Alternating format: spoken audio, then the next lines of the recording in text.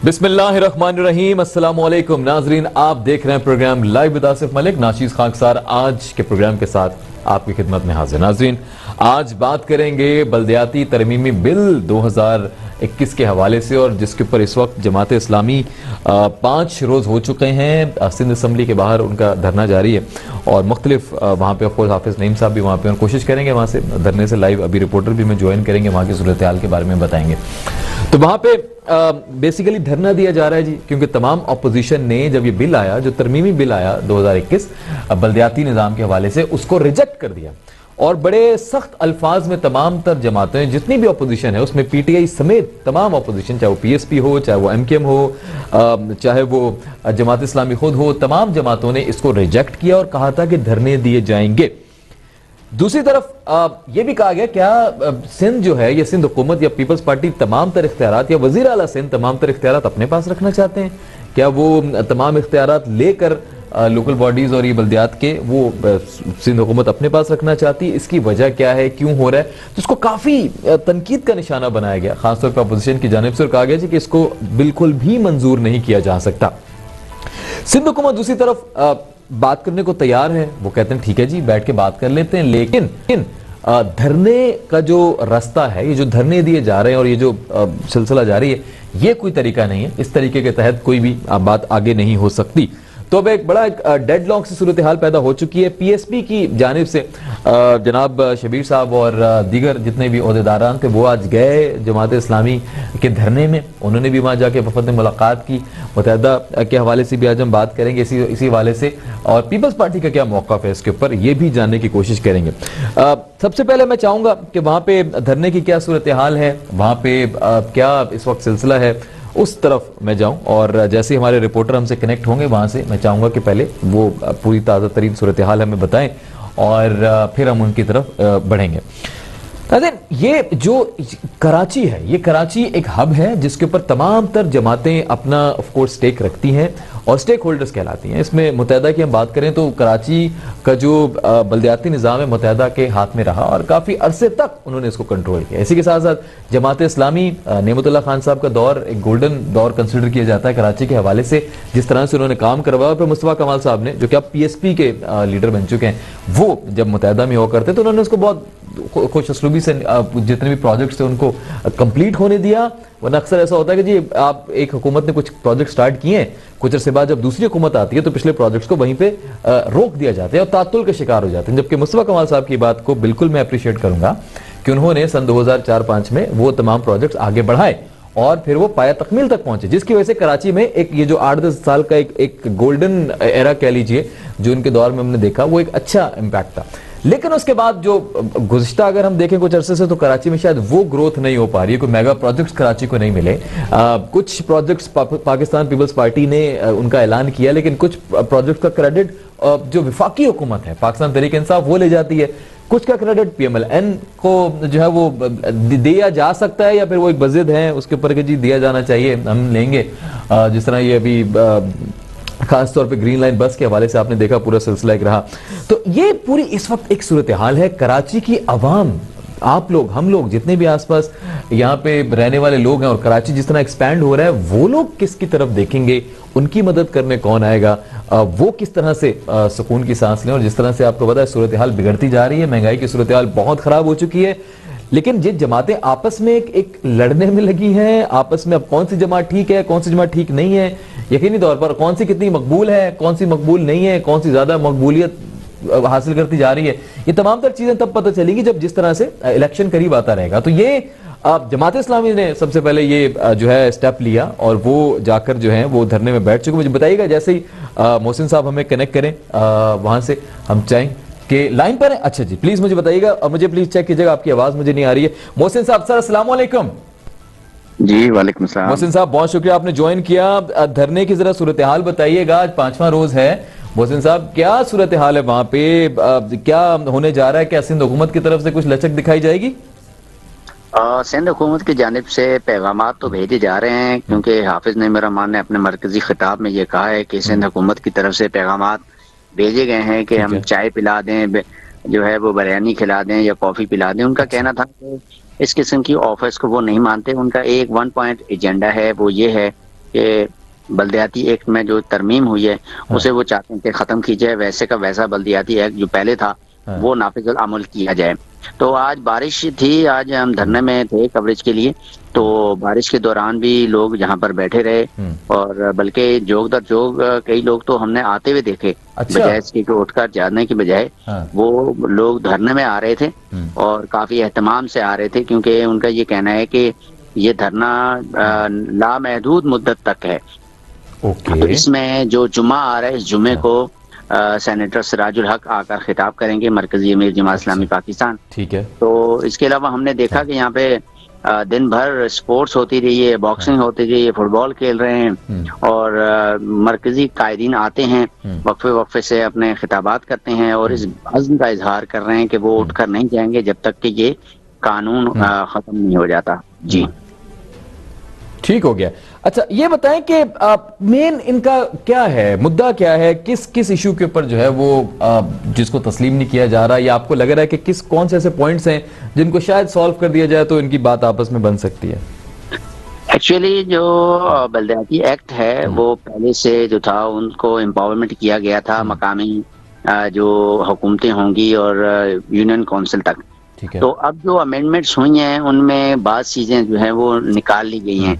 जैसे कि अभी ये मौजूदा एडमिनिस्ट्रेटर है, उन्हीं को मिसाल लेते हैं, तो मौजूदा एडमिनिस्ट्रेटर से अभी से ही जो है वो बहुत सारी चीजें ले ली हैं। वाटर बोर्ड ले लिया गया है, उनसे सफाई सुथराई ले ली गई है, क्योंकि अलग से वो बना दिया, सॉलिड वेस्ट मैनेजमेंट बोर्ड बना दिया है। इस तरह और बहुत सारी चीजें मेयर कराची से, एडमिनिस्ट्रेटर कराची से ले ली गई हैं। ठीक है। तो इसी कानून के तहत चूंकि बल्दियाती इंतखाबात होंगे और मेयर मुंतखब होगा, मेयर की पावर्स भी तकरीबन एडमिनिस्ट्रेटर के बराबर ही होती हैं, 19-20 का फर्क होता है। तो ये हाफिज नईम रहमान और दीगर अपोजिशन पार्टियां ये समझती हैं कि ऐसा लूला लंगड़ा मेयर जो है वो कराची को डेवलप नहीं कर पाएगा। अच्छा। जिसके अंडर में वाटर बोर्ड ना हो, जिसके अंडर में भर्तियां ना हो, जिसके अंडर में जो है सफाई सुथराई ना हो, वो खाली का खाली जो है वो नालों की देखभाल करेगा।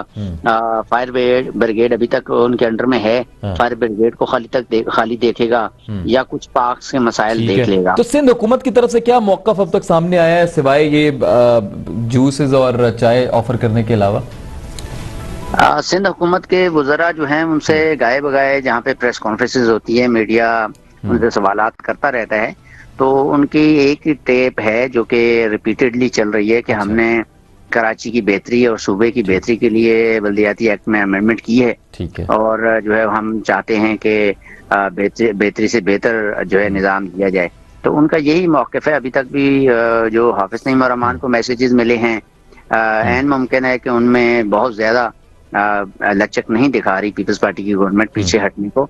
तो इसी वजह से धरना जो है वो अभी तक जारी है और धरना मजीद आगे बढ़ेगा। और इसमें उन्होंने मजीद भी ऐलान किया कि उन्होंने हाफिज नईम रहमान का ये कहना था कि ये मत समझे सिंध गवर्नमेंट कि हम उठ के चले जाएंगे, बल्कि उनके पास मजीद ऑप्शंस भी हैं, तो धरने को एक्सपेंड भी कर सकते हैं। उनका कहना ये था कि गवर्नर हाउस और सीएम हाउस के सामने भी धरने लगाए जा सकते हैं। और क्या तादाद लग रही है आपको लोगों की वहां पे मोहसिन, कितने लोग आपको लग रहा है धरने में शरीक हुए होंगे? धरने में अच्छी खासी तादाद है। धरना काफी बड़ा है क्योंकि मेन जो गेट है असेंबली का, जहाँ से एंट्रेंस होती है, वहां से लेकर कबूतर चुरंगी तक एक चौड़ी रोड है जिसके ऊपर दोनों तरफ से जो है वो बंद किया गया है। सिक्योरिटी जो है वो पुलिस की लगी हुई है और उनके अपने इंटरनल सिक्योरिटी भी है। और वो जो है वो धरने में लोग शुरका आ रहे हैं, शिरकत कर रहे हैं। ठीक हो गया, ठीक हो गया। मोहसिन साहब जी बहुत शुक्रिया, आपने ज्वाइन किया। मोहसिन साहब हमें अपडेट कर रहे थे ऑफ कोर्स धरने के हवाले से और क्या सूरत हाल है वहाँ पे। नुमाइंदा स्टार न्यूज़, बहुत शुक्रिया आपका। अब्दुल रशीद साहब ने हमें ज्वाइन किया है, MP हैं और ऑफ कोर्स उनसे मैं डिटेल में जानना चाहूँगा। आज पूरे प्रोग्राम में हमारे साथ रहेंगे। जमात इस्लामी इस वक्त धरना दे रही है। अब्दुल रशीद साहब सर, अस्सलाम वालेकुम। अब्दुल रशीद साहब सर, अब्दुल रशीद साहब, क्या आप तक मेरी आवाज पहुंच रही है? प्लीज मुझे बताइएगा। वालेकुम सलाम सर, आपको मेरी आवाज आ रही है? आवाज नहीं आ रही आपकी सर। क्या अब मेरी आवाज आप तक पहुंच रही है? अब्दुल रशीद साहब इस वक्त जलसे में मौजूद हैं सर, क्या मेरी आवाज आप तक पहुंच रही है?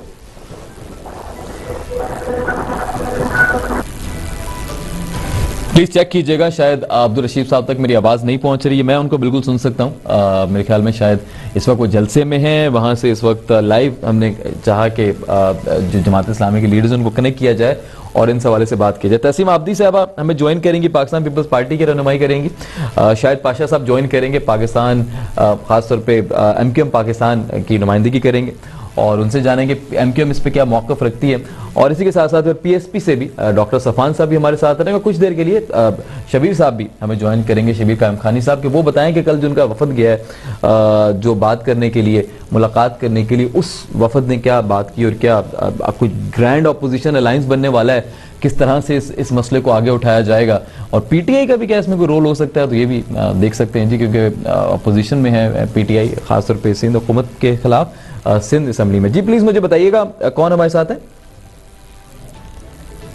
अच्छा जी, ठीक है, कनेक्ट किया जा रहा है, ठीक है। अच्छा जी, मुझे बताया जा रहा है कि कनेक्ट करने की कोशिश की जा रही है और कुछ ऑफ कोर्स मेहमान जो हैं वो इस वक्त धरने से हमें डायरेक्ट ज्वाइन करेंगे, उनकी तरफ हम साथ साथ बढ़ेंगे। तो ये जो बिल है, ये बिल बहुत ज्यादा इंपॉर्टेंस इसलिए इस वक्त इख्तियार कर चुका है बिकॉज मार्च में ऑलरेडी आपने इलेक्शंस में जाना है। और ठीक है जी, चले, मुझे बताया जा रहा है कि पाकिस्तान पीपल्स पार्टी की रहनुमाई करने के लिए तहसीन आब्दी साहबा ज्वाइन कर चुकी हैं। तहसीन आब्दी साहबा, अस्सलाम वालेकुम।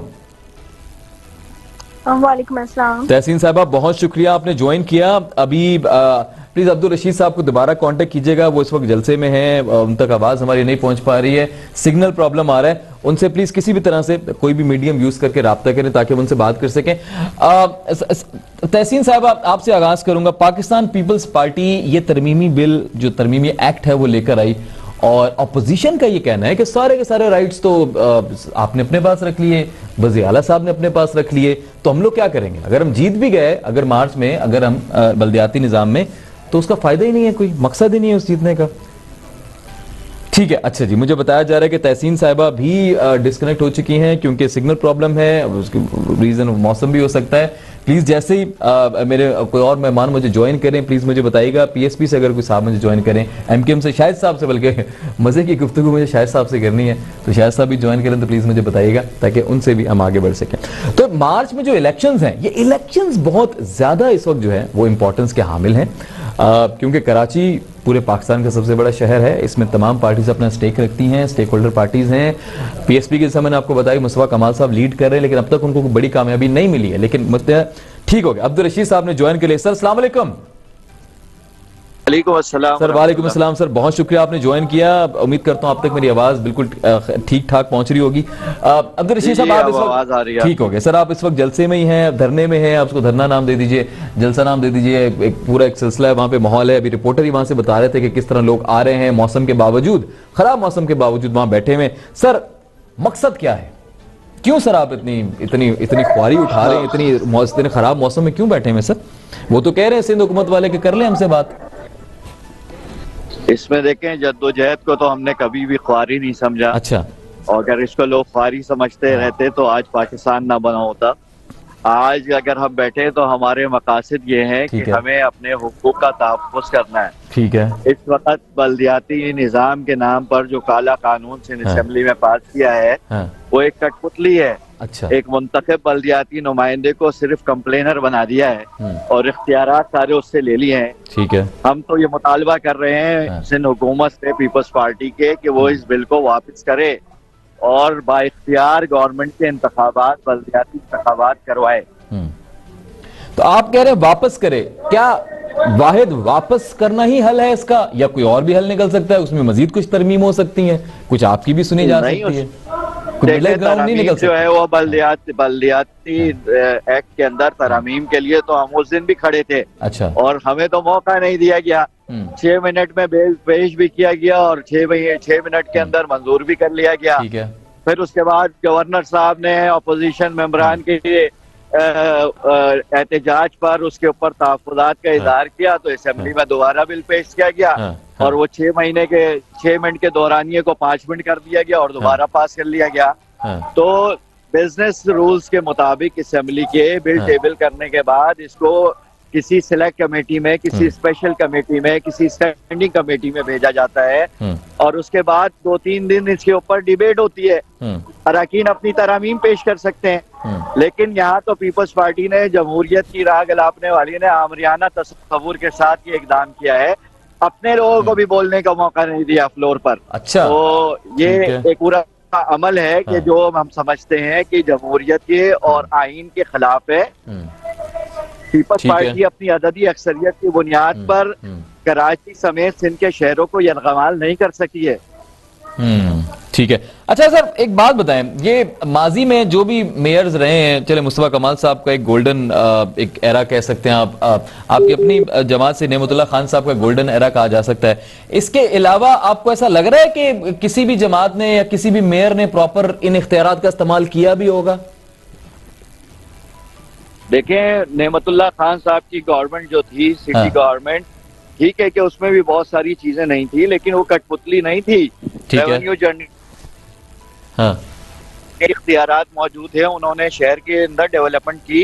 4 अरब रुपए का बजट मिला था जब उन्होंने संभाला था। 42 अरब सिंध हुकूमत ने पैसे नहीं दिए थे उनको, उन्होंने सिंध हुकूमत से तो पैसे नहीं लिए थे, ये तो उन्होंने रेवेन्यू जनरेट किए थे, इदारों को कंट्रोल किया था, महकमों की ट्रांसपेरेंसी को कायम किया था, लोगों को डिलीवर किया था।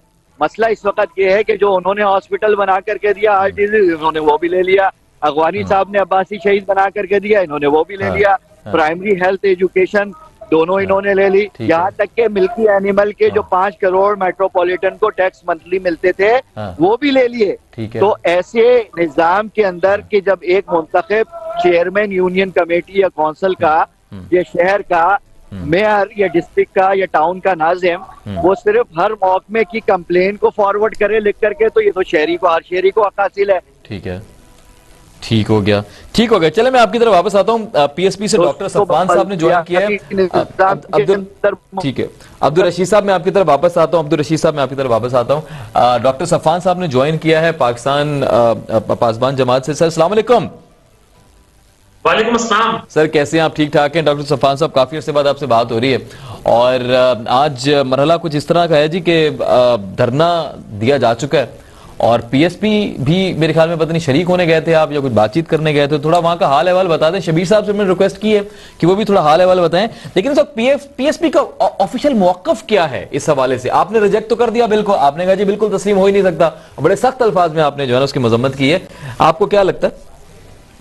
चले शायद पाशा भाई भी आ गए, शायद पाशा भाई को भी अस्सलाम वालेकुम। जी जी आप कंटिन्यू करें सफान भाई। जी वालेकुम सलाम। जी बात ये है जी कि हमने हमारे चेयरमैन, हमारे लीडर, हमारे कायद सैयद मुस्तफा कमाल भाई ने कैटेगोरिकली इस चीज को क्लियर कर दिया है कि ये काला कानून और पीएसपी एक साथ नहीं चल सकते। ये दो एंटाई चीजें हैं। ऐसा मुमकिन नहीं है कि आप लोगों को इख्तियारात निचली सतह तक डिवॉल्व ना करें, उन्हें मुंतकिल ना करें और उस हालात में पीएसपी भी उसको सेकंड करे या उसके साथ चले। तो इसको तो देखिए हम बिल्कुल कंप्लीटली कंडेम कर चुके हैं और आज जमात इस्लामी के पास जाने का मकसद बिल्कुल वो खुशाइन काम कर रहे हैं और हम ये समझते हैं कि जो शख्स भी कराची के हक के लिए निकलेगा, उसके लिए बात करेगा, किसी भी प्लेटफॉर्म से ख्वाब हो, हम उसको सपोर्ट करेंगे, उसके लिए खड़े होंगे, उसका साथ देंगे, उनकी हौसला अफजाई करेंगे। और आज बिल्कुल उसी का एक स्टेप था उनकी हौसला अफजाई के लिए। क्या आप ज्वाइन कर रहे हैं? धरने में ज्वाइन करने वाले? हमारी जो अहम एक वफ्द था वो गया, उसने शिरकत करी और उनकी हौसला अफजाई की। और आइंदा भी कोई ऐसे करेगा और वो करेगा। हमारा अपना भी मौक़िफ़ इस पे है कि 30 जनवरी को इंशाअल्लाह पाक से ज़मीन पार्टी अपने एक एक कारकुन के साथ, कराची वाली के साथ सड़कों पर निकलेगी और इंशाअल्लाह इस लॉ को अंडू करने के लिए हम हर हद तक जाएंगे। क्या डेट दी है सर आपने? 30 जनवरी को हमने एहतजाज की कॉल दी है। ठीक है, इस कॉल पर इंशाल्लाह कराची वाले रिस्पॉन्ड करेंगे। तिब्बत सेंटर से शुरू होने वाला प्रोटेस्ट वो लीड टू सीएम हाउस इंशाल्लाह और इसको अंडू कराने के लिए हम हर हद तक जाएंगे। अच्छा वहां जाए। चले मैंने आपको मौक़िफ़ ले लिया, मैं शाहिद भाई का मौक़िफ़ ले लूं। शाहिद भाई तर्जुमानी कर रहे हैं मुत्तहिदा कौमी मूवमेंट पाकिस्तान की। शाहिद भाई अस्सलाम वालेकुम, बहुत अरसे बाद आपसे बात हो रही है, उम्मीद करता हूँ खैरियत से होंगे।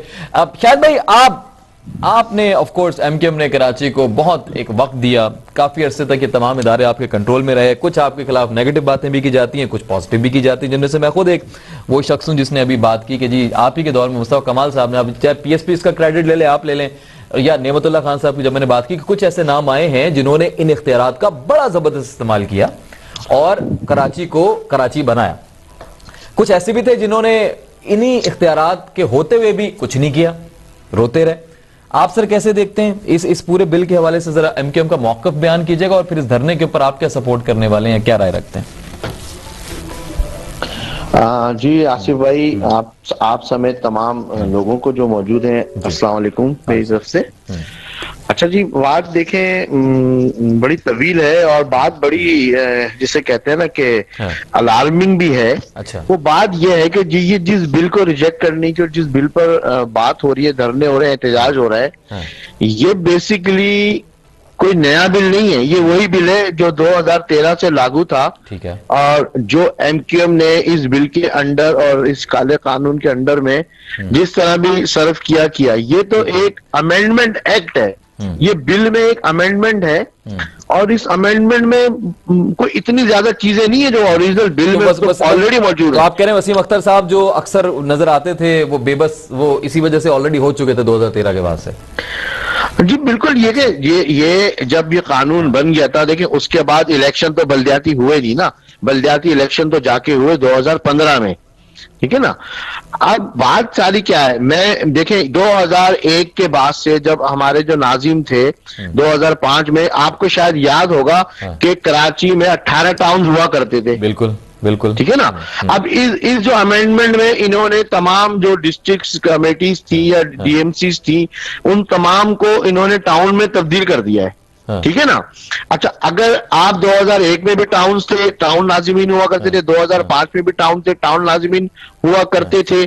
ये जो अमेंडमेंट आया है, इस अमेंडमेंट में तो इतनी कोई खास बात नहीं है। असल तो खास बात है जो ओरिजिनल बिल था उसमें थी। अच्छा। तो मेरा सवाल ये बनता है कि जब वो ओरिजिनल बिल पर एमक्यूएम ने इतनी तंगदस्ती में, इतने बुरे माहौल में, और जाहिर बात है काम तो किया। अब वसीम अख्तर साहब जो कहते थे, भाई देखे ना, वो तो एमक्यूएम का मौकफ था और वो किसी हद तक सही था। इसलिए सही था कि आप एक आदमी को घर की रखवाली और घर का खर्चा चलाने के लिए दे दें और अलमारी को लगा के ताला चाबियां ले जाएं। अच्छा। तो देखे ना, अभी आप अब जो ये सब आप लोग मिलकर ताला तोड़ने की बात कर रहे हैं, तो एमक्यूएम भी इसके साथ है, मतलब ताला वाला तोड़ने में क्या? जी बिल्कुल, जी क्यों नहीं। एमक्यूएम, देखिए एमक्यूएम ने भी इस पे एहतजाज किया है और इस पे फारूक सत्तार भाई ने भी अपनी प्रेस कॉन्फ्रेंस की थी जिसमें उन्होंने एहतजाज किया था। लेकिन बात क्या है, सारी बात यह है कि बिल्ली के गले में घंटी बांधेगा कौन? असल बात तो ये है, जो सिंध असेंबली है, सिंध असेंबली ने गवर्नर साहब के इस बिल को रिजेक्ट करने के बावजूद इसको एक्ट बना डाला। ठीक है। और वो जारी भी हो गया, नोटिफिकेशन भी हो गया। मैं जहां तक मैंने ये अमेंडमेंट एक्ट पढ़ा है, मुझे तो देखें इस अमेंडमेंट एक्ट में तो सिवाय इन चीजों की गर्दान के कि जो टाउन म्यूनिसिपल कमेटीज बना दी गई हैं वो अपनी जगह मौजूद है। अच्छा, इसमें जो कमेटीज बनी है, म्यूनिसिपल जो यूनियन काउंसिल्स होती है और यूनियन कमेटीज होती है, ठीक है ना। आज भी वो हमारा एहतजाज इसमें मौजूद है कि यूनियन कमेटी जो शहरी इलाकों पे मुश्तमिल है, वो तो आपने 45,000 से 75,000 तक रखी है। लेकिन जो यूनियन काउंसिल है जो ऑलमोस्ट देही इलाकों में मुश्तमिल होगी, उसकी लिमिट देखें आप 10,000 से 25,000 तक। यानी जहां हमारे एक चेयरमैन बनेगा, वहां यूनियन काउंसिल के 3 चेयरमैन बनेंगे। अच्छा, अब आगे चल के अगर, अच्छा इसमें एक सबसे बड़ी जो इन्होंने कदगन लगाई है वो ये है कि तमाम इख्तियारात और तमाम चीजें तो दी है कि जो टाउन कमेटी है, जो टाउन म्यूनिसिपल कॉर्पोरेशन होगी, वो आजाद होगी फैसले करने में, लेजिस्लेशन अपनी विद इन द टाउन करने में। लेकिन जो गवर्नमेंट ऑफ सिंध होगी वो जब चाहेगी उसको अंडू कर देगी। ठीक हो गया। तो भाई फिर आप क्यों इख्तियारात दे रहे हैं? आप कह रहे हैं आप ये चीजें सारी करें और फिर एंड में आपने ये लिख दिया कि जो क्लॉज नंबर इनका 8 था उसमें भी और क्लॉज नंबर 16 में, ये 2 चीजें बहुत अहम है पढ़ने की, कि मतलब फिर आप जब उसको अंडू कर देंगे, जो चीजें म्यूनिसिपल कमेटीज, टाउन कमेटीज बनाएंगी, तो फिर मैं कहता हूँ व्हाट इज द नॉनसेंस? फिर ये बिल है क्या? वो कहते हैं कि by notification in the official gazette, वो उसको बिल्कुल नल एंड वाइड कर देंगी। अगर चाहे तो उसमें अल्टर कर देंगी, चाहे तो अमेंड कर देंगी, चाहेगी तो गवर्नमेंट ऐड और रिमूव कर देगी। तो ये तो वाकई एक ड्रैकोनियन लॉ जिसे कहते हैं। शायद भाई आपको सॉरी मुझे रोकना होगा, एक ब्रेक है छोटा सा। ब्रेक से वापस आने के बाद अभी तमाम मेहमान मेरे आ भी चुके हैं, तो फिर प्रॉपर इस पे डिस्कशन स्टार्ट करते हैं। नाज़रीन, ऑफ कोर्स एक छोटा सा ब्रेक है, वापस आने के बाद यहीं से बात करेंगे। आप कहीं मत जाइएगा, देखते रहिए स्टार न्यूज़ पाकिस्तान। जी नाज़रीन, वेलकम बैक। लौट कर वापस आ चुका हूं और बात कर रहे हैं आज ये जो ऑफ कोर्स बल्दियाती तरमीमी एक्ट के हवाले से जो सिंध हुकूमत ने मंजूर करवाया प्रोविंशियल असम्बली से और उसको फिर इम्प्लीमेंट भी कर दिया गया, लेकिन अपोजिशन को उसके ऊपर एतराज़ है और वो एतराज जो है बिल्कुल वैलिड है, उनसे पूछना चाहिए था, डिस्कस करना चाहिए था।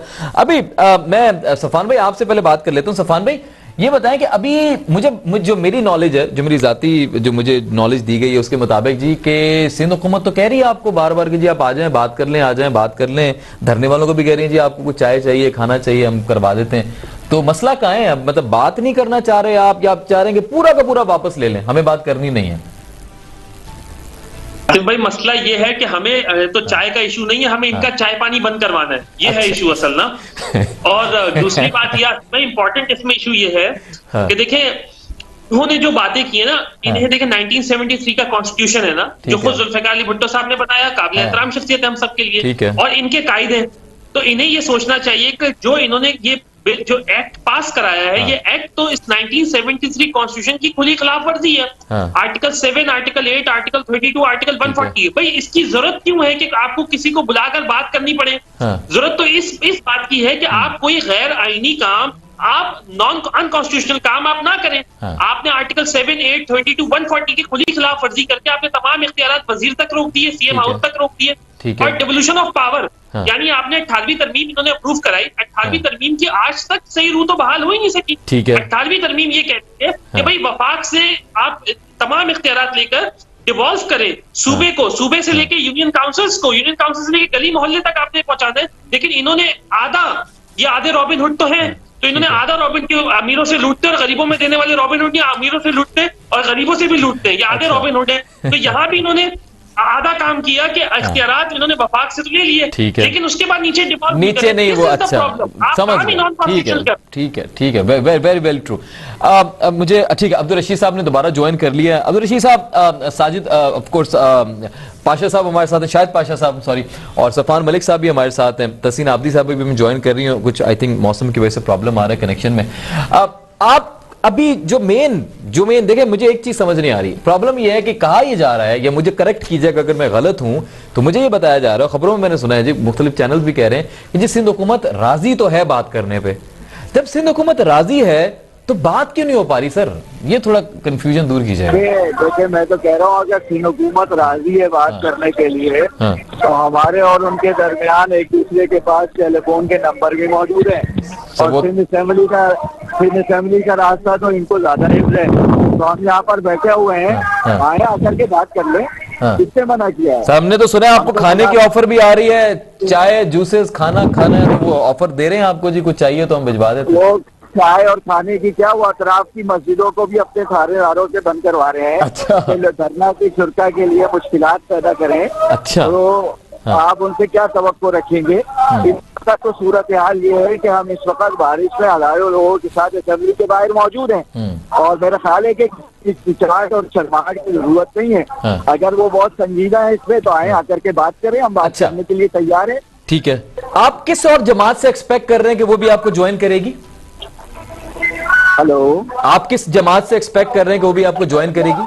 कोई है ऐसी जमात जिससे आपको उम्मीद है कि वो आएंगे? हमने तो एक प्लेटफॉर्म सजा दिया है, हुकूक की जद्दोजहद का, और हम सबको खुशामदीद कहेंगे। अच्छा, ठीक। जो लोग भी इसके अंदर आकर के शामिल होना चाहें और वो संजीदा जद्दोजहद में हमारा साथ देना चाहें, तो हम उनको वेलकम करेंगे। हमने हमेशा कराची के अंदर इत्तेहाद और इत्तेफाक को परवान चढ़ाया है, और हमने इस कराची को और पूरे सिंध के लिए हम पैगाम दे रहे हैं। आपको ये बताऊं कि इस वक्त सिंध के मुख्तलिफ अजला से वफूद आ रहे हैं इससे शरीक होने के लिए। अच्छा। तो सट्टा के लोग शरीक हैं, यहाँ पर पूर्व खट्टर से लोग आए हैं, यहाँ पर सेमर से लोग आए हैं, यहाँ जामशोरों से लोग आकर के बैठे हैं, और ये धरना अपनी दिन के एतबार से भी बढ़ता जा रहा है और अदबी अक्सरियत के हिसाब से भी बढ़ता जा रहा है। अच्छा, मैं बल्कि पाशा भाई हमारे साथ ही हैं, शायद पाशा साहब, अभी सफान साहब ने अनाउंस कर दी थी 30 जनवरी को हम तो आवाम को कॉल दे रहे हैं, और हम भी जो है ना वो एक धरना करने जा रहे हैं, हम भी पूरा एक पावर शो करने जा रहे हैं। एमक्यूएम क्या करने जा रही है सर? जी देखिए, एमक्यूएम के तो खैर एहतजाजी मुजाहरे जारी हैं, कराची में भी और हैदराबाद में भी, और आज भी एक जगह हो रहा था। बिल्कुल सही है, लेकिन आपको तो चूंकि पता है कि विद इन दी एमक्यूएम अभी एक डिवाइड चल रही है, और हम और फारूक सत्तार भाई हम खुद चाह रहे हैं कि सबसे पहले एमक्यूएम तो एक हो, और सब इत्तेहाद हो, और ये जब आप सब मिलकर ऑफ कोर्स एक धारे में आएंगे, ठीक होगा, एक धारे में आए, अपनी पावर को शो करें। जी बिल्कुल। और फिर उसके बाद हम इस पे भी हमारा वर्क चल रहा है, और आपने शायद देखा होगा कि आफा मूवमेंट के विजिट किया, उनका भी एक डेलीगेशन आज आया था, और उन्होंने भी दस्ते ताउन को दराज किया है, और हमने भी उनसे कहा है कि एक लार्जर फोरम ऐसा हो जिसमें ऑलमोस्ट पहले नंबर पे कराची की जो महाजिर सियासत करने वाली तंजीमें हैं वो, और फिर उसके बाद मिन हैसल मजमूई जो कराची और अंदरून जिसे कहते हैं अर्बन सिंध की जो पॉलिटिक्स करती हैं, जैसे जमायत इस्लामी है, PSP है, और इस तरह की जो लोग हैं वो एक जगह बैठे। लेकिन मेरा इसमें देखें जो प्रॉब्लम जो मैं समझता हूँ वो ये है कि अगर जब MQM प्रॉब्लम में थी और MQM के मेयर को प्रॉब्लम आ रही थी, तो कोई और जमात क्यों नहीं बोली? आपका ये मेन मुद्दा है। कहाँ थे? ठीक है शायद भाई, मैं आपकी तरफ आ रहा हूं। तहसीन आबदी साहब ने ज्वाइन के इत्तेफाक से वो आज उनका कनेक्शन प्रॉब्लम कर रहा है, तो फिर डिस्कनेक्ट ना हो जाए, उनका थोड़ा व्यू ले लूं। तहसीन आबदी साहिबा जी, ये अभी आप शायद नहीं सुन सकी होंगी, लेकिन मैं आपको बता देता हूं। इस वक्त डॉक्टर सफान साहब जो हैं वो PSP की रहनुमाई कर रहे हैं। उन्होंने कहा जी हम भी 30 जनवरी को ऐलान करने वाले हैं, पावर शो कर रहे हैं हम। और इसी के साथ साथ शायद पाशा साहब जो है वो भी ये कह रहे हैं कि हम तो पहले जरा MQM को जमा कर लें जगह पे, उसके बाद हम भी शायद पावर शो करेंगे। और ऑलरेडी आपको पता है धरना जारी है। सबका मकसद एक ही है कि सिंध हुकूमत इस बिल को वापस अपनी असली हालत में लाए, और ये आप ही के भुट्टो साहब के आईन के खिलाफ है। कैसे देखती हैं इस कमेंट को? बिस्मिल्लाहिर्रहमानिर्रहीम। पहले तो मैं इन बेचारों से ये बात पूछना चाहती हूँ कि ये जो अमेंडमेंट्स लेके आना चाह रहे हैं, ये क्या रोड्स पे आएंगे? सारे पार्लियामेंटेरियंस अंदर से बाहर आएंगे रोड्स में, फिर जो है अमेंडमेंट की जाएगी? कह रहे हैं नंबर भी सबके, कॉल भी नहीं आ रही किसी की, चाय खाना बस पूछ के कॉल बंद कर देते हैं, मतलब आगे बात ही नहीं हो रही। ये मुझसे बात कर रहे हैं जी? आपसे भाई, वो आपकी तरफ से कुछ सीरियस नहीं दिखाया जा रहा है रास्ता। अब मुझे आपसे बात कम, क्योंकि देखिए आवाज वैसे ही बहुत डिस्टॉर्शन हो रही है, मुझे कंप्लीट करने दें। भाई देखिए, चेंज करने की वो आसमानी सहीफा नहीं है। हम कह रहे हैं आए हमसे बात करें, जहाँ जहाँ आप लॉजिक्स देंगे, जहाँ चीजें जस्टिफाई होंगी, जहाँ इस सूबे की शहर की बेहतरी होगी, हम चेंज कर देंगे। लेकिन ये चीजें हाउस में आगे होंगी ना, हाउस में आके डिबेट करें, हाउस में आके अपना मौका दें। आप बाहर बैठ देंगे तो क्या हम तमाम कलमदान लेके सड़कों पे आपके पास आके बैठे? किस वजह से हम आपसे ब्लैक लोग? कौन सा आपने कराची के लिए बड़ा काम किया, ये सूबे के लिए काम किया? एक अच्छा बिल लाया गया है। अगर आप देखें आसिफ, जितना ज्यादा एम्पावर इस बिल में किया, इस अमेंडमेंट में किया गया है, ना 79 के जो कानून था उसमें इतना एम्पावर किया गया था, ना 2001 में इतना एम्पावर किया गया था, ना 2013 में इतना एम्पावर किया गया था। एम्पावर किसको किया गया है? वो तो कह रहे हैं कि वज़ीर आला साहब एम्पावर हो गए। देखिए वो जो कह रहे हैं इसमें ये रियलिटी बेस्ड नहीं होती गुफ्तगू वो होती है जो लिखा हुआ है। इन बेचारों ने पढ़ा कुछ है नहीं, इनको फीड कर दिया गया है कि जी लिसानी सियासत। मतलब मुझे बड़ा अफसोस हुआ, जमात इस्लामी भी MQM ट्रैक पर आ गई है, PSP ट्रैक पर आ गई है कि जी लिसानी सियासत की तरफ खेल रही है। मैं पहले भी आपके शो में बात कर चुकी हूँ कि इस सियासत से बड़ा नुकसान उठाया है। ठीक है, इस शहर के बेटों ने। तो कम अज कम अब इन चीजों से निकलना चाहिए पॉलिटिकल माइलेज लेने के लिए, क्योंकि देखिए इनमें जो पार्टीज हैं इनके स्टेक नहीं है। इनको पता है, MQM को खास तौर से पता है, PSP तो कहीं है ही नहीं, उसको तो मैं डिस्कस भी नहीं करना चाहूंगी। MQM को पता है जो हाल PTI का KPK में हुआ, इससे बुरा हाल इनका होना है यहाँ पे। तो ये सिर्फ इस वजह से पॉलिटिकल माइलेज लेने के लिए तनकीद का गेम हो रहा है। भाई आपको जहाँ जहाँ प्रॉब्लम है आप आके हमसे बात करें। आपने हमसे कहा कि जी बैलेट, ओपन बैलेट, जो सीक्रेट बैलेट नहीं होना चाहिए, हमने आपकी बात मानी, हमने ओपन बैलेट कर दिया। आपने कहा कि जी जो है मेयर के पास जो है वो सॉलिड बेस के इख्तियारात नहीं होते, हमने चेयरमैन बना दिया। वाटर बोर्ड में आपका इख्तियार चाहिए थे, वहाँ को चेयरमैन बना दिया। इसके अलावा प्रोविजनल गवर्नमेंट के 10 से ज्यादा इदारे हैं आसिफ, जिसमें हमने यूनियन काउंसिल के काउंसलर को जो है उसकी पार्टिसिपेशन को इंश्योर किया है। ठीक है, इतना ज्यादा मैं आपको फिर अगेन कहूंगी, इन बेचारों ने पढ़ा कुछ नहीं है। ये पढ़े वो तमाम जवानों में, आपको क्या एक छोटा सा उर्दू नहीं आती, सिंधी में पढ़ ले, तमाम जवानों में है, आप समझ के लिए। Very clear. अच्छा, एक मेरा छोटा सा सवाल ये है कि जब ये आप बिल पेश कर रहे थे, क्या आपको नहीं लगता उस बिल को पेश करने से पहले एक राब्ता होना चाहिए था तमाम जमातों के साथ, तमाम स्टेक होल्डर्स के साथ? क्या वो अब आप मेरा जवाब सुनिए। जी आप मेरा सब जवाब सुनिए। 8 महीने से इस बिल पे काम हो रहा था। 8 महीने से मुसलसल नासिर हुसैन शाह साहब, सईद गनी साहब और डिफरेंट हमारे जो हैं हमारी लीडरशिप के लोग, MQM जितने भी स्टेक होल्डर्स हैं, उसमें MQM है, उसमें JI है, उसमें GD है, उसमें PTI है, इन तमाम लोगों लोगों से, टीएसपी तो कहीं है ही नहीं ना, मैं अगेन आपसे वो कहूंगी, उनसे तो अब तक नहीं है ना पीएसपी, लेकिन है समझती हूँ, तो है ही नहीं ना, तस्लीम तो करना पड़ेगा। मैं स्टेक होल्डर्स की बात कर रही हूँ, मैं स्टेक होल्डर्स की बात कर रही हूँ, स्टेक है इस सूबे में, शहर में स्टेक है, मैं उनकी बात कर रही हूँ। हम तमाम लोगों को हमने ऑन बोर्ड लिया, हमने तमाम लोगों से, बल्कि जो चीजें जो अमेंडमेंट लाई गई हैं उसमें उन तमाम लोगों की जो रिकमेंडेशन थी, जो सिफारिशात थी, उन पे गौर किया गया, उनके साथ बैठे हैं हम, उसके बाद हमने चेंजेस भी किए। अच्छा। और हम अब भी, आसिफ मैं अगेन कहूंगी कि हम अब भी चेंजेस लाने को तैयार हैं, ये आसमानी सहीफा नहीं है। आप आइए, आप जस्टिफाई बात कीजिए, आप इस सूबे के, इस शहर के लोगों के फेवर की बात कीजिए, हम करेंगे। तहसीन साहब, मैं आपकी तरफ वापस आता हूँ। सर, अब्दुल रशीद साहब, आप अभी इस वक्त ऑलरेडी धरने में, वो तो कह रहे हैं आप आइए बात कर लें भाई, कर लें बात, वो तो बार बार इस बात में बस कि बात क्यों नहीं हो पा रही? इनको तो तनख्वाह इसी बात की मिलती है कि अच्छा। चैनल्स में जाकर इसी तरह की बातें करें। मैं मेंबर सूबाई असेंबली हूँ, तरमीम लेकर के बैठा था उस दिन, एजेंडा टेबल के ऊपर मौजूद था, लेकिन बिल मौजूद नहीं था उसके अंदर, नहीं बिल नहीं मौजूद था, एजेंडा टेबल पर मौजूद था, बिल मौजूद नहीं था। अच्छा। बिल पेश करने से पहले बिल टेबल के ऊपर पेश किया गया और हमने उस पर यह एतराज किया कि आप इसको आज मुतारिफ करवा लें और इसके ऊपर एक स्पेशल कमेटी बनाए जिसमें तमाम पार्टियां जो असेंबली के अंदर मौजूद है उनको शामिल किया जाए। 3 दिन इसको जेरे बहस लाया जाए, जो तरमीम के मौके रूल्स ऑफ बिजनेस के मुताबिक दिए जाते हैं वो दिए जाए। लेकिन 6 मिनट से 60 मिनट के दौरानिये के अंदर बिल पेश भी हुआ और बिल मंजूर भी कर लिया गया।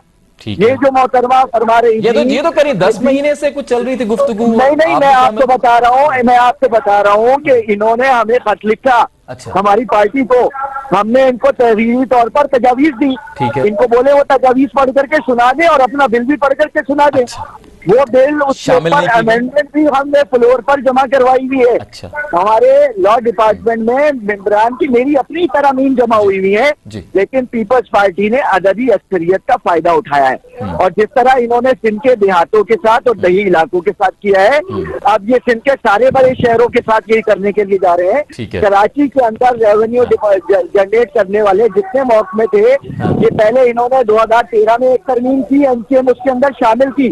एक एमकेएम के मौसूफ फरमा रहे थे कि उस वक्त ये लोग 2013 की बात कर रहे हैं, बिल्कुल। तो मैं आपको जवाब देता हूँ कि उस वक्त वसीम अख्तर साहब ने एमकेएम के मंजूर किए हुए बिल को मुक्ता है, एमकेएम भी बराबर की शरीक है। इसके अंदर 2013 के अंदर इन्होंने आधा काम उतार दिया। अब 2020 के अंदर, 21 के अंदर इन्होंने पूरा काम उतार दिया। हम तो इससे ये कह रहे हैं कि आप जो लोकल गवर्नमेंट का ऑर्डिनेंस 2002 है उसको असल सूरत में लेकर के आए, उसमें जो अमेंडमेंट हो सकती है उसको करें, लेकिन बल्दियाती नुमाइंदे कंप्लेनर नहीं बनेंगे कि वो एक दरख्वास्त लिख करके अगर एजुकेशन डिपार्टमेंट में कोई मसला हो तो डीओ एजुकेशन के पास चले जाए। वो कंप्लेनर नहीं बनेंगे कि वो दरख्वास्त लिख के वाटर रिसर्विस बोर्ड की तरफ चले जाए। वो दरख्वास्त लिख करके केडीओ और एलडीए के पास मेयर साहब चले जाए। मेयर को बाइख्तियार होना चाहिए, जितने डिपार्टमेंट लैंड के हैं, मली डेवलपमेंट अथॉरिटी है, लियाई डेवलपमेंट अथॉरिटी है, केडीए है, इन सबको मेयर के मातहत करना चाहिए। जो रंग बिरंगा कानून है, रंग बिरंगे मौके हैं, इन्होंने पूरे शहर को तबाह कर दिया है। और मैं ये समझता हूँ कि जागीरदाराना सोच है जो शहरी इलाकों की तरफ बढ़ना चाह रही है। ठीक हो गया। शायद पाशा साहब, सर कैसे देखते हैं इस कमेंट को कि एमकेएम भी बराबर की शरीक थी 2013 में? सर 1 से 2 मिनट है आपके मैक्सिमम। आज देखें आसिफ भाई, बात असल में सारी ये है कि वो तो कहते हैं ना, बाद लड़ाई के घुसा याद आना। तो अब तो देखें नहीं, लड़ाई तो हो गई खत्म। अब आपको याद आ रहा है कि मैं ये घूसा मार देता, वो घूसा मार देता। तो देखें ये तो हो गया too late, it's too late. घूसे मारे शहर को, सुने, इट्स टू लेट।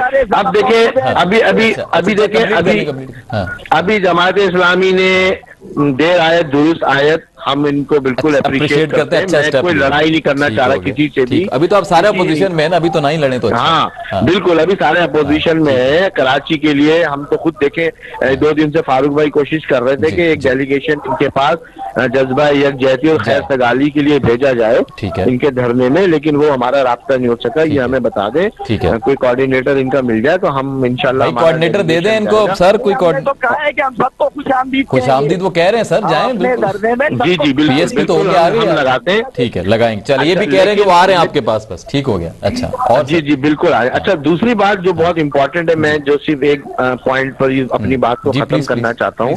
तो देखिए, दुनिया के जितने भी मेट्रोपॉलिटन सिटी है वो ऑलमोस्ट इन्होंने एक लिमिट रखी है कि 50 मिलियन से अबव जो हो गया वो मेट्रोपॉलिटन सिटी हो गया है। ठीक हो गया भाई। कराची की जो आबादी है वो तो 1 करोड़ से भी ज्यादा है, तो कराची तो मेगा मेट्रोपॉलिटन सिटी है। तो अगर ये कराची से इतनी मोहब्बत रखते हैं तो ये कराची को इन्होंने मेट्रोपॉलिटन सिटी क्यों लिखा है? ये अमेंडमेंट में लाते कि ये कराची तो जी मेगा मेट्रोपॉलिटन सिटी है, नंबर 1। नंबर 2 ये है कि कराची 40,000 अरब रुपए साल में कमा के देता है वफाक को, और वहां से जो वापस आता है वो सूबाई हुकूमत खत्म हड़प कर जाती है, और आपको 40 अरब रुपए की भी भीख नहीं मिलती। कम से कम 400 अरब रुपए कराची का हक है जो कराची को इन रिटर्न मिलना चाहिए, जिससे कराची की लोकल गवर्नमेंट अपने मसले मसाइल को हल करे। ठीक है, ये देखिए, ये वैलिड पॉइंट है और ये बहुत जो इम्पोर्टेंट पॉइंट है। अच्छा, नंबर तीसरा जो इसमें एक पॉइंट और मैं आपको बताना चाह रहा था वो ये था कि देखिए जी, ये लोकल पुलिस होती है मेट्रोपॉलिटन, जैसे इन्होंने कहा रशीद भाई ने, बिल्कुल मेट्रोपॉलिटन के अंदर एक कमांड होनी चाहिए, यूनिटी ऑफ कमांड के लिए तो हम बहुत अच्छे से बात कर रहे हैं। इसमें कैंटोनमेंट के एरियाज भी अब खत्म करने चाहिए, जो शहरी आबादियों में शामिल हो गए हैं वो कैंटोनमेंट खत्म कर वहां पर भी मेट्रोपॉलिटन बनाया जाए, मेगा मेट्रोपॉलिटन सिटी बनाया जाए, कराची के लोगों को इख्तियार दिया जाए कि वो अपना खाएं, अपना कमाएं और पूरे मुल्क को भी पाले। ठीक, जो पहले भी होता रहा है। बहुत शुक्रिया सैफान साहब, बहुत शुक्रिया। सैफान साहब ने बताया जी कि 30 जनवरी को वो तो कुछ इनिशिएटिव लेने वाले हैं और अवाम को एक कॉल देने वाले हैं। मुतहदा भी ये कहा गया जी कि वो जाएंगे जमात इस्लामी से इजहार यकजहती के लिए, सपोर्ट के लिए, तो वो फारूक सत्तार साहब उस पर बात कर रहे हैं, तो जाएंगे। बाकी अब्दुल रशीद साहब ने अपने पूरे तमाम पॉइंट्स को क्लियर किया कि किन वजूहात की बिना पर नागुज़ीर हो गया था यहाँ आकर बैठना। तहसीन आबदी साहब ने फरमाया कि जी हम तो तैयार हैं बात करने के लिए, अब क्या हम वहां आएंगे बात करने के लिए, गेट पे आ जाएं, बात कर लें। अब देखते हैं कब कैसे क्या सिलसिला होगा, कैसे बात आगे बढ़ती है। लेकिन कराची के अवाम की बात हो रही है तो मेरे ख्याल में तमाम स्टेक होल्डर्स को, तमाम बड़ी जमातों को मिल बैठकर अच्छे तरीके से, मैच्योर तरीके से, प्रॉपर तरीके से बात करनी चाहिए, ताकि जो अवाम बेचारी ख्वार हो रही है वो ऑफ कोर्स वो ये सब नहीं देखेगी, उसको अपने हालात बेहतर चाहिए, उसको तमाम डिपार्टमेंट्स काम करते हुए चाहिए। सो इसी नोट पे इख्तिताम करते हैं कि जी इसका एंड अच्छा होगा और सब बैठेंगे सिंध के लिए, कराची के लिए, पूरे पाकिस्तान के लिए जो कानून बनाए जाते हैं उसके ऊपर हर शख्स की सुनी भी जाएगी, हर जमात की सुनी जाएगी, और एक अच्छा अवाम की बेहतरी के लिए जो कानून है वो बनाया जाएगा। आज के लिए इतना, इंशाल्लाह कल आपसे होगी मुलाकात रात 10 बजे। तब तक के लिए अपना बहुत ख्याल रखिए।